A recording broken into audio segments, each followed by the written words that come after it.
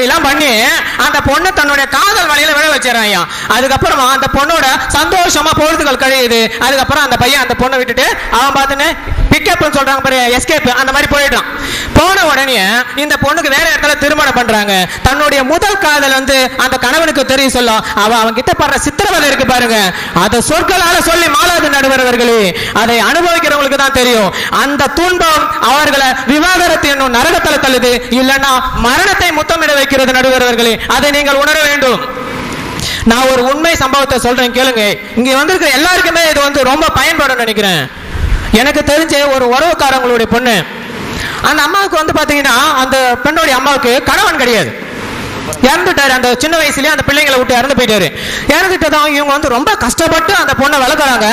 இந்த பொண்ணு என்ன பண்றான்னா ஒரு ஆடை ஏற்றுமதி நிறுவனத்துல வேலை செஞ்சுக்கிட்டு இருக்கான். அந்த இடத்துல ஒரு பையனோட காதல் ஏற்படுது அந்த பொண்ணுக்கு. இதை வீட்டுல இந்த பொண்ணு சொல்லல.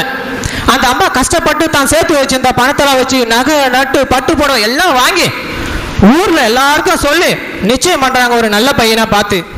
அது வரைக்கும் இந்த பொண்ணு சொல்லல. ஒரு வாரம் இருக்குது திருமணத்துக்கு.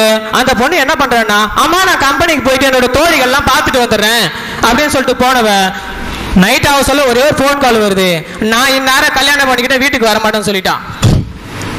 இப்படி சொன்ன உடனே அந்த தாயோட உள்ள எவ்வளவு பாடுபட்டு இருக்கும் அதெல்லாம் யோசிக்கணும் நீங்க. அந்த அம்மா என்ன பண்ணாங்க, நான் ஊர்காரர்களுக்கு என்ன பதில் சொல்லுவேன், மாப்பிள்ளை வீட்டுக்காரர்களுக்கு நான் என்ன சொல்லுவேன் அப்படிலாம் நினைச்சு அந்த அம்மா உருகி தூக்கு கைத்தை முத்தமிட்டால் நடுவர்களே அந்த தாய்.